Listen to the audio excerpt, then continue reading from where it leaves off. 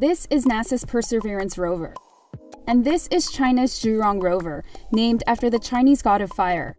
And these two vehicles are on a mission to explore Mars. The US and China are clearly in a political competition here on Earth, so it should not be surprising that it has now also become part of the space aspect. Roger, 1 second. The US is the global leader with more than 50 years of Mars research. About 20 meters off the surface. And last February, Perseverance was NASA's 5th rover to land there.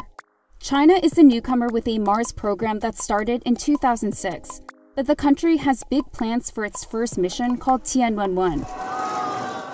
The fact that Tianwen-1 is an orbiter, lander, and rover all in one is a very gutsy move for a first mission. This ambition makes the Zhurong rover different from NASA's Perseverance. So here's what these two vehicles are carrying and what they can tell us about the new space race between both superpowers.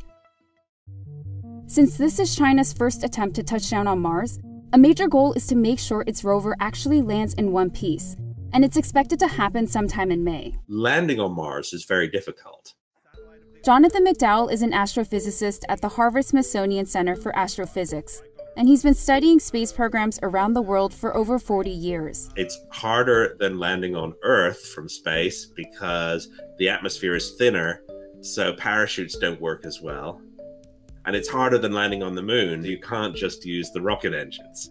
So the Chinese lander that will release the Zhurong rover has an intermediate solution, using parachutes and rocket thrusters to slow down for a softer landing. You want to go somewhere that you maximize your chances of a successful mission because there's already so many things that can go wrong. So China has chosen a relatively easy place for touchdown, a basin in the northern hemisphere known as Utopia Planitia. It's where NASA landed its second Mars lander, the Viking 2, in 1976. It doesn't have a lot of big mountains or big canyons or cliffs that the rover might fall off. And so it's a good first place to try and explore. Since this is old terrain for NASA, Perseverance landed in a different area called the Zhurong crater.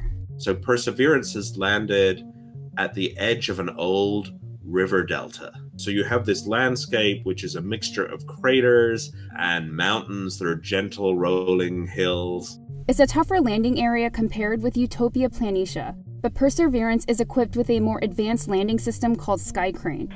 About to conduct the fly crane maneuver.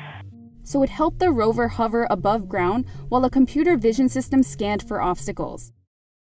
These two different types of terrains mean both countries have packed their rovers with different scientific goals in mind. And one of China's main focuses is getting familiar with the new planet. It has a pretty standard set of instruments that will help Chinese scientists understand what it's like to operate at Mars.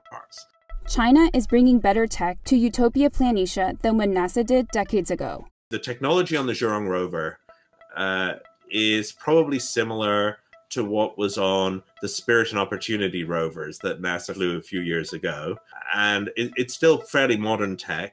So this is Zhurong's multispectral camera, which can take pictures in different colored filters to study various rocks on Mars' surface.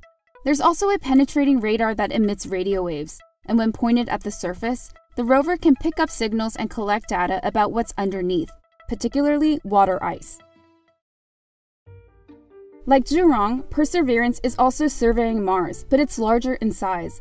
So NASA has equipped it with more tools, like a helicopter called Ingenuity that could one day help explore the planet on a bigger scale.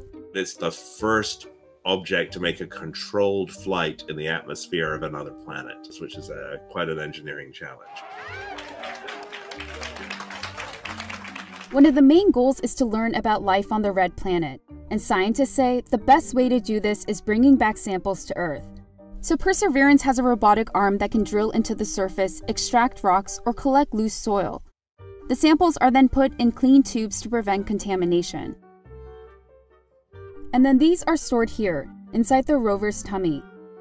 NASA plans to bring back the samples to Earth by 2031 in a joint mission with the European Space Agency. Even though in some respects the US space technology is still the most advanced, the missions that China is executing are actually very impressive now. So they've been catching up very quickly. China's space program has enjoyed support from the absolute top leadership since the very beginning, dating back to Mao Zedong. Dean Chang is a research fellow at the Washington-based think tank, the Heritage Foundation, and he's been watching China's space program for more than 20 years. He says the country's political system is an advantage when it comes to planning ambitious projects like going to Mars. Xi Jinping and the Chinese Communist Party doesn't face regular elections. So China is able to make longer-term decisions and, as important, sustain those decisions. And those decisions are financially sustained. So while there's little public information about China's space budget, Chang says it's likely not a small amount. China doesn't provide those numbers. But what we do know is, for example, China has 4 space launch facilities. That's more than any other country. China's state-funded program makes it fundamentally different to how NASA works. So the US, for example, has talked about going back to the moon for at least 20 years. But with each Congress and with each president, priorities change. Funding, therefore, changes. For instance, NASA's annual budget hasn't hit its peak from the 1960s, fluctuating more or less over the years. And in contrast to China, NASA is an open civilian agency. It has shared its technology and fostered a commercial space industry, And liftoff. which has taken over many of NASA's launch tasks and helped with space exploration. So if the Zhurong rover lands and operates on Mars, that means China will have done more and faster in less time than the US. This success wouldn't be just a point of national pride, but would also get the country closer to accomplishing other space goals, including building a moon base and its own international space station. China is presenting itself as an alternative. With regards to the moon and Mars, most of that is for political signaling, political demonstrations to show the world who has a more capable technological base and a better political system.